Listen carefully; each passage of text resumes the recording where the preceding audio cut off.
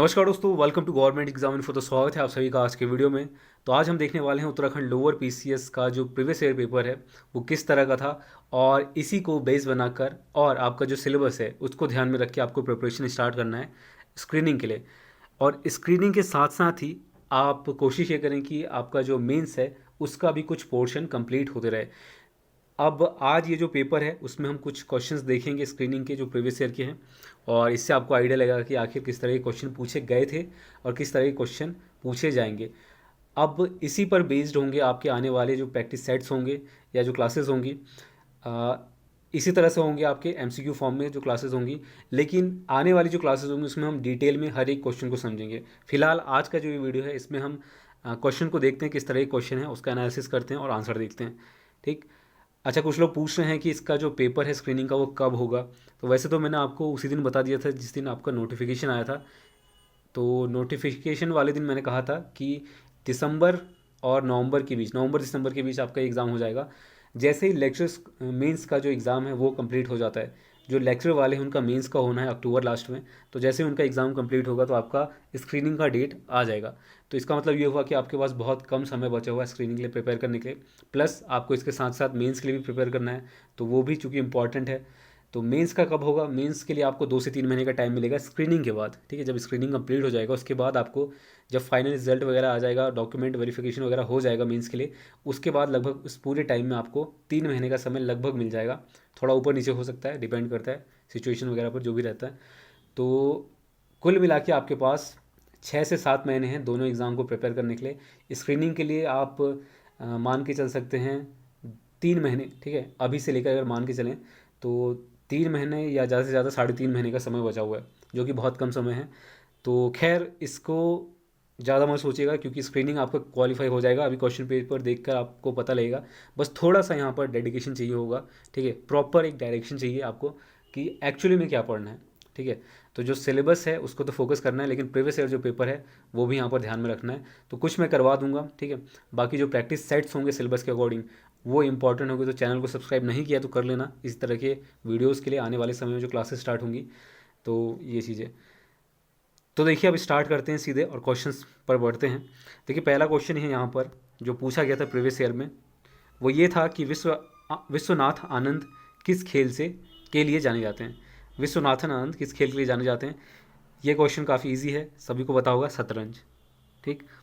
तो काफ़ी सारे क्वेश्चन आपको इजी मिलेंगे, कुछ मॉडरेट मिलेंगे। ठीक है, तो इसी तरह का रहता है। जैसे दूसरा क्वेश्चन देखिए, दूसरा क्वेश्चन आपका जनसंख्या से आ गया।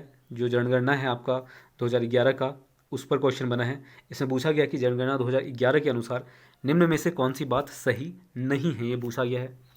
तो कौन सा नहीं होगा? अगर आपने जनगणना 2011 के जो आंकड़े हैं उसको पढ़ा होगा या इसके बारे में पढ़ा होगा तो आपको पता होगा। इसका करेक्ट आंसर होगा पहला ऑप्शन, सही नहीं है। ठीक, 121 करोड़ है, ये तो आपको मालूम ही होगा। ठीक है, और जो दशकीय वृद्धि है वो 18.1 करोड़ है, ये भी सही है। और सर्वाधिक घनत्व तो दिल्ली में। तो कौन सा सही नहीं है? 18.5% जो पूरा वर्ल्ड है उसका भारत में जनसंख्या है, यानी कि कुल टोटल जो जनसंख्या है पूरी दुनिया की उसका 18.5% अकेला भारत में है। ये बात गलत है, जबकि राइट आंसर है 17.5 से लेकर 17.6 के आसपास है 2011 के अनुसार, ये याद रखना। इसके बाद है आपका नीलगिरी पर्वतमाला किस राज्य में स्थित है, और वो राज्य कौन सा है आपको बताना है। तमिलनाडु, महाराष्ट्र, उड़ीसा या फिर उत्तराखंड। तो ये है आपका तमिलनाडु में। फर्स्ट ऑप्शन बिल्कुल सही है। इसके बाद पंजाब में कौन सा स्थान हौजरी उद्योग के लिए प्रसिद्ध है। तो इकोनॉमिक्स से रिलेटेड क्वेश्चन भी आपके रहेंगे और इस तरह से भी रहेंगे जो उद्योग हैं उससे रिलेटेड। तो सिलेबस में वैसे दिया भी गया है, तो उसी का अकॉर्डिंग आपको चलना है। पंजाब में कौन सा स्थान हौजरी के लिए, हौजरी उद्योग के लिए प्रसिद्ध है?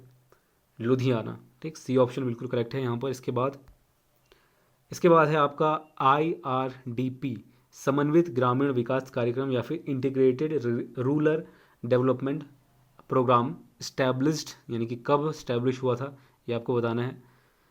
तो देखिए वैसे तो 1978 में हुआ था, लेकिन ऐसा ऑप्शन दिया ही नहीं गया ऑप्शन आपके ऑप्शंस में। ठीक है, तो 1980 के साथ अगर इस तरह का कोई क्वेश्चन आ जाए कभी, तो उसके आसपास का जो भी डेट दिया हो या फिर ईयर दिया होगा, वर्ष दिया हो गया होगा, उस पर आपको चूज़ करना चाहिए। ठीक है। तो 1980। वैसे इस तरह के क्वेश्चन में ऑब्जेक्शन लग जाता है, ठीक है। तो इस तरह के क्वेश्चन या तो डिलीट कर दिए जाते हैं, यानी कि सभी को इसके मार्क्स दिए जाते हैं, या फिर जो ऑप्शंस है वो यहाँ पर चेंज किए जाते हैं। चेंज नहीं किया जाता है, जनरली इसको डिलीट ही किया जाता है, ठीक है। जाहिर सी बात है, क्योंकि एग्ज़ाम तो आपका हो गया होता है।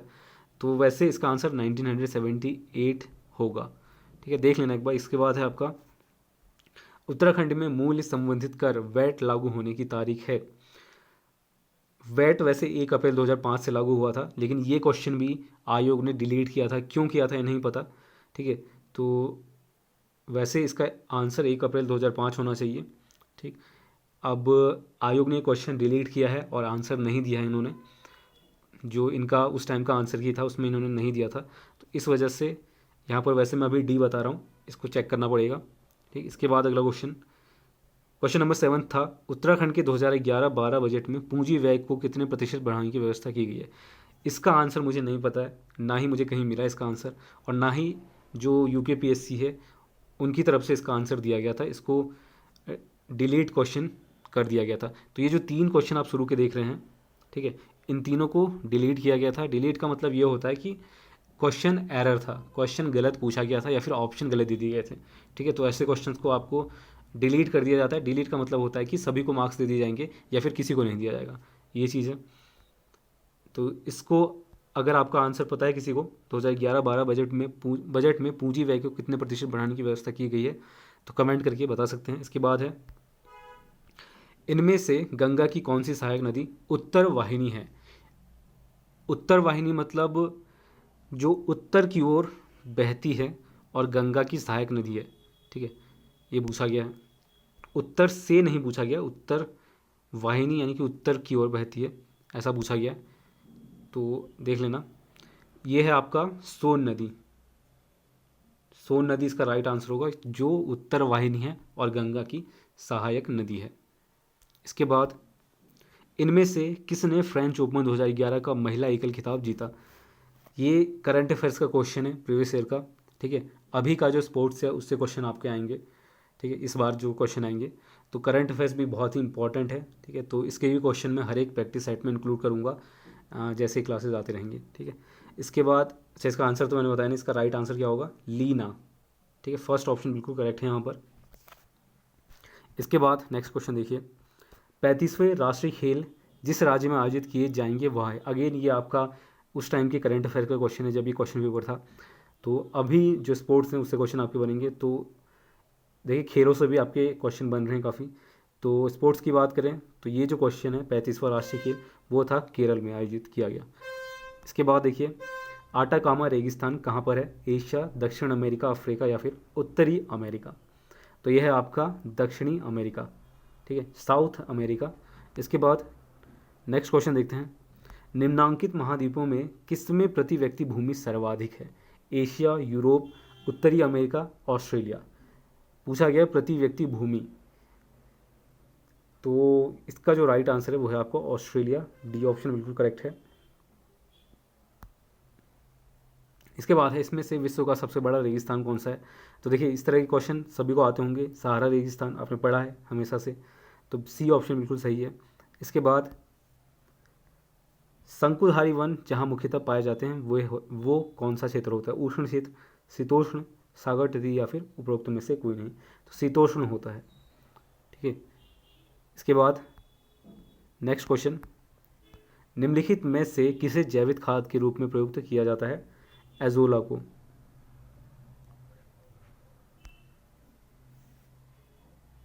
इसके बाद अगला क्वेश्चन देखते हैं। नेक्स्ट है आपका क्वेश्चन नंबर 16। देखिए, कंप्यूटर से भी क्वेश्चन आएंगे आपके, टेक्नोलॉजी, साइंस, जनरल साइंस, इससे भी क्वेश्चन रहेंगे। मॉडेम एक हार्डवेयर युक्ति है जिससे अंतरापृष्ठ होते हैं, यानी कि जो कनेक्ट करता है। इंटरफेस, अंतरापृष्ठ का मतलब होता है जो किसके बीच का इंटरफेस है, मॉडेम, ये पूछा गया है। तो ये है आपका टेलीफोन लाइन और कंप्यूटर इक्विपमेंट का, कंप्यूटर डिवाइस या फिर सिस्टम कह सकते हैं, इसका है। इसके बाद देखिए, सीपीयू का क्या तात्पर्य है। अगेन एक इजी क्वेश्चन। तो काफ़ी सारे क्वेश्चन आपको इजी भी देखने को मिलेंगे, 8 से 10, सभी नहीं लेकिन काफ़ी सारे। प्रॉब्लम इसमें नहीं है, प्रॉब्लम है आपका जिसमें आपको मेहनत करनी है। इस तरह के क्वेश्चन तो सभी कर लेंगे, ठीक है। तो सिलेबस को ध्यान में रखना, और मैं खुद करवाऊँगा यहाँ पर। तो जो सिलेबस के अकॉर्डिंग रहेगा वही हम देखेंगे। तो इसका राइट आंसर सिंपल है, सेंट्रल प्रोसेसिंग यूनिट। इसके बाद है 1+1 का द्विधारी योग होगा, बाइनरी पूछा गया है, ठीक है। तो 0 तथा कैरी 1, ठीक है, ये होता है। इसके बाद आपका www का जो फुल फॉर्म है या फिर विस्तृत रूप है वो क्या होगा, वर्ल्ड वाइड वेब, ठीक है, सभी यूज़ करते हैं वर्ल्ड वाइड वेब का। इसके बाद है आपका रेशम कीट जिन पर पनपता है वे हैं सहतूत, इसका राइट आंसर है डी, सहतूत की पत्तियों पर। नेक्स्ट है आपका कंप्यूटर वायरस होता है विनाशक प्रोग्राम, उपयोगी प्रोग्राम, फायरवॉल या फिर इनमें से कोई नहीं। तो ये होता है आपका विनाशक प्रोग्राम। वायरस जो होता है वो विनाशक प्रोग्राम होता है जो कंप्यूटर को हैक करने या फिर उसको ख़राब करने के लिए इस्तेमाल में लाया जाता है, ठीक है। तो विनाशक प्रोग्राम होगा। इसके बाद है आपका विश्व जनसंख्या दिवस की तिथि होती है 11 जुलाई, ठीक है, डी ऑप्शन बिल्कुल करेक्ट है। देखिए अभी के लिए सिर्फ मैं इसको जल्दी जल्दी कंप्लीट कर रहा हूँ ताकि आपको आइडिया लगे कि किस तरह के क्वेश्चन थे। अभी जो क्लासेस होंगे उसमें हम एक एक क्वेश्चन को अच्छे से समझेंगे और उस तरह के क्वेश्चन और किस टाइप के बन सकते हैं उस टॉपिक से या फिर उस तरह के क्वेश्चन वो हम समझेंगे सिलेबस के अकॉर्डिंग।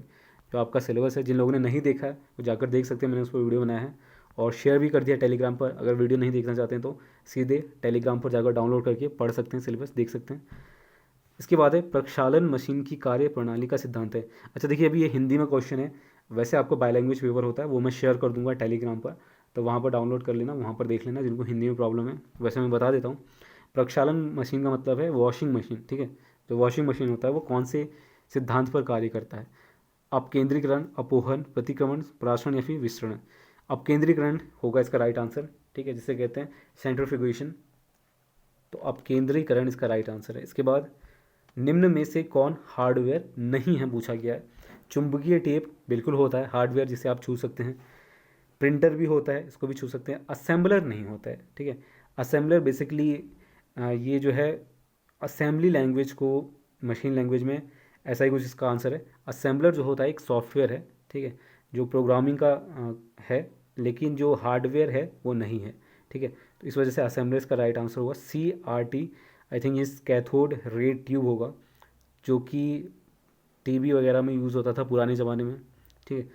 पहले जो आपके बॉक्स वाले टीवी आते थे उसमें CRT का यूज़ होता था और कंप्यूटर्स में भी होता था पहले, ठीक है। इसके बाद है आपका बूलियन बीजगणित के अनुसार इसका जो मान है, ठीक है, बूलियन अलजेब्रा जो होता है आपका कंप्यूटर का, उसमें इस तरह से अगर कुछ दिया हो तो उसकी वैल्यू क्या होगी। सिंपल आंसर है CA होगा सिर्फ इसका वैल्यू, इसका मान, ठीक।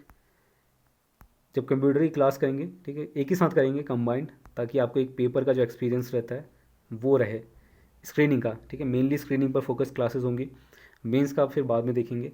और मेंस के लिए थोड़ा थोड़ा आप खुद से भी प्रिपेयर करना। हाइग्रोमीटर से नापा जाता है, क्या नापा जाता है। सिंपल आंसर है वातावरणीय आर्द्रता, ह्यूमिडिटी, एनवायरमेंटल ह्यूमिडिटी जिसे कहते हैं। इसके बाद है नेहरू पर्वतारोहण संस्थान जहाँ स्थित है वह जगह है कौन सी। तो नेहरू पर्वतारोहण संस्थान जहाँ स्थित है उसका नाम है उत्तरकाशी, ठीक है, उत्तरकाशी में ही स्थित है। इसके बाद है आपका, अब ये क्वेश्चन पता नहीं इन्होंने क्यों दे दिया है, वैसे ये क्वेश्चन आपका रीजनिंग में आता तो चल जाता, पर यहाँ पर दिया गया है 60 किलोमीटर प्रति घंटा की गति से चलते हुए एक ट्रेन 2 मिनट में 1.5 किलोमीटर लंबी सुरंग पार करती है, ट्रेन की लंबाई कितनी है। इस क्वेश्चन को कैसे करेंगे, वैसे इजी क्वेश्चन है। देखिए पहले चीज़, सुरंग की लंबाई दी गई है 1.5 और ट्रेन की लंबाई हमें पता करना है, ठीक है। तो L मान लेते हैं। अब चूंकि दो आंकड़े हमारे पास हैं, एक तो है आपका स्पीड कितनी है और एक है आपका टाइम, तो फॉर्मूला यूज़ कर लेते हैं। स्पीड इज इक्वल टू, जो गति है वो होता है आपका डिस्टेंस, एक second, speed is equal to distance upon time, ठीक है, ये होता है। तो हमारे पास स्पीड है 60 किलोमीटर पर आवर, इसको सबसे पहले तो मीटर पर सेकेंड में कन्वर्ट करना पड़ेगा और इसकी वैल्यू आएगी आपके पास 50। सिंपली 5/18 से आप डिवाइड कर देंगे तो आ जाएगा, तो 15/3, 50/3, ठीक है, और मीटर पर सेकेंड आ जाएगा ये अगर कन्वर्ट करते हैं। डिस्टेंस हमारे पास है LB होगा, ठीक है, यानी कि 1.5 + L, क्योंकि जो लंबाई है उसे भी पूरा क्रॉस करना पड़ेगा टनल को, जो सुरंग है, ठीक है, तभी वो कंप्लीट माना जाएगा कि हाँ सुरंग पार हो चुका है। तो दोनों का एडिशन के बाद डिस्टेंस माना जाएगा। और एल चूँकि हमारे पास नहीं है तो इसको हम कैलकुलेट कर लेते हैं। तो ये हो गया आपका 50/3 is equal to 1.5 plus L over 2 minute दिया गया है यहाँ पर, ठीक है। तो 2 मिनट हो गए। इसके बाद है आपका, अच्छा इसको सेकेंड में कर लेते हैं, 120 सेकेंड हो जाएगा, ठीक। तो अब इसको कैलकुलेट करते हैं। तो इसका जो कैलकुलेशन के बाद आपका वैल्यू आएगा वो आएगा आपका 500 मीटर, ठीक है। तो फिलहाल के लिए मैं सीधे बता देता हूँ। तो 500 मीटर इसका राइट आंसर है। आई होप इसको समझ गए होंगे आप। ये क्वेश्चन वैसे देना नहीं चाहिए था जीएस में, ठीक है, रीजनिंग में दे सकते थे। इसके बाद है आपका, पर दिया है इन्होंने, हिमालयन गैजेटर के प्रसिद्ध ब्रिटिश लेखक कौन थे? पी बैरन, ई एटकिंसन, जिम कार्बेट या फिर जे विल्सन। तो हिमालयन गैजेटर के प्रसिद्ध ब्रिटिश लेखक थे ई एटकिंसन। इसके बाद है, इनमें से किसको अंतर्राष्ट्रीय मुद्रा कोष का अध्यक्ष चुना गया है? ये उस समय का क्वेश्चन था आईएमएफ का, और ये काफ़ी इंपॉर्टेंट है। जो ऑर्गेनाइजेशंस हैं काफ़ी इंपॉर्टेंट है स्क्रीनिंग के लिए, इससे डायरेक्ट क्वेश्चन आपसे पूछ लिए जाते हैं। और जो करंट में चल रहे हैं, यानी कि हाल ही में जो नए नियुक्त अध्यक्ष हैं या फिर जो वहाँ पर सीईओज नियुक्त हुए हैं, ठीक है, उससे क्वेश्चन आपके काफ़ी रहते हैं। तो करंट अफेयर्स एक इम्पॉर्टेंट पार्ट है स्क्रीनिंग का। तो इसमें से किसको अंतर्राष्ट्रीय मुद्रा कोष का अध्यक्ष चुना गया था, कह लीजिए इसको, क्योंकि उस टाइम का क्वेश्चन है। तो उस टाइम जो चुना गया था 2011 के आसपास, वो थे 2010 के आसपास इंदिरा नूई, ठीक है। इसके बाद, अच्छा अभी का मैं बता देता हूँ, अभी जो है वो है आपका क्रिस्टालिना जॉर्जिवा, ठीक है, क्रिस्टालिना जॉर्जिवा ये नाम है। इनको अभी प्रेजेंट टाइम में 2019 में ही चुन लिया गया था आईएमएफ का अध्यक्ष। इसके बाद देखिए, क्लिंकर सिद्धांत जिस विषय से संबंधित है वह क्या है? वृद्धि, विकास, काल प्रभावन या फिर मृत्यु। सी ऑप्शन इसका राइट आंसर है, काल प्रभावन, जिसे कहते हैं एजिंग, ठीक है, एजिंग। इसके बाद अगला क्वेश्चन है, निम्नलिखित में से कौन सम्मिलित नहीं है? Y2K कंप्यूटर, गठिया, यूरिक अम्ल, आवाज़ का प्रदूषण, डेसिबल, एडोब हार्डवेयर। एडोब आप यूज़ करते होंगे, एडोब एक सॉफ्टवेयर है, ठीक है, एडोब रीडर करके। तो एडोब जो है ये सॉफ्टवेयर है, ना कि हार्डवेयर। तो सम्मिलित नहीं होगा, डी ऑप्शन। इसके बाद नेक्स्ट आपका, निम्नलिखित में से कौन सा नगर उपनगर भारत का चौथा धूम्रपान रहित नगर घोषित हुआ है? मुंबई, भोपाल, शिमला, पूना। ये उस टाइम का करंट अफेयर्स का क्वेश्चन होगा, ठीक है। तो अभी भी इस तरह के क्वेश्चन बन सकते हैं। तो इसमें इसका जो राइट आंसर है वो है शिमला। इसके बाद नेक्स्ट क्वेश्चन देखिए, नेक्स्ट है आपका, आग बुझाने वाले संयंत्र में कार्बन डाइऑक्साइड किस अभिक्रिया से पैदा होती है? करेक्ट आंसर होगा इसका C option, sodium bicarbonate and तनु। तनु मतलब जो पतला होता है, तनु सल्फ्यूरिक अम्ल।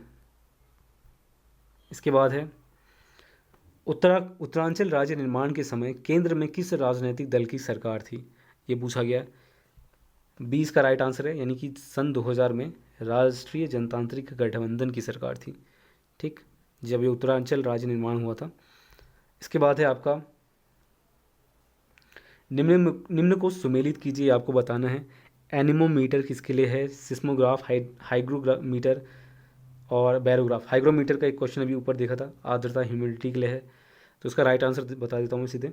राइट आंसर होगा ऑप्शन सी, यानी कि ए का, ऑप्शन सी इसका राइट आंसर होगा। ए का होगा सी, जो एनोमीमीटर होता है वो होता है पवन वेग के लिए, ठीक है। सिस्मोग्राफ होता है आपका भूकंप के लिए, और हाइग्रोमीटर होता है आपका आर्द्रता के लिए, और बैरोमीटर होता है वायुदाब के लिए।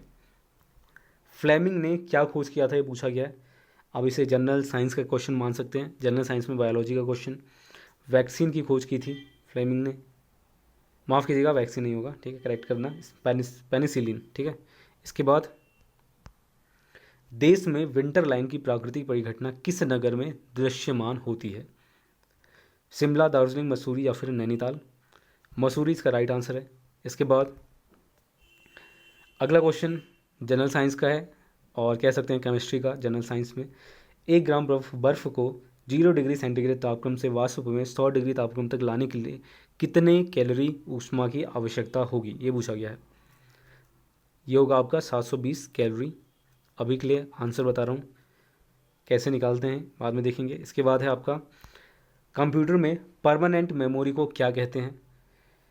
पहला है आपका रैम। रैम तो होता है आपका रैंडम एक्सेस मेमोरी, जिसे रैंडमली एक्सेस किया जा सके। रोम होता है आपका रीड ओनली मेमोरी।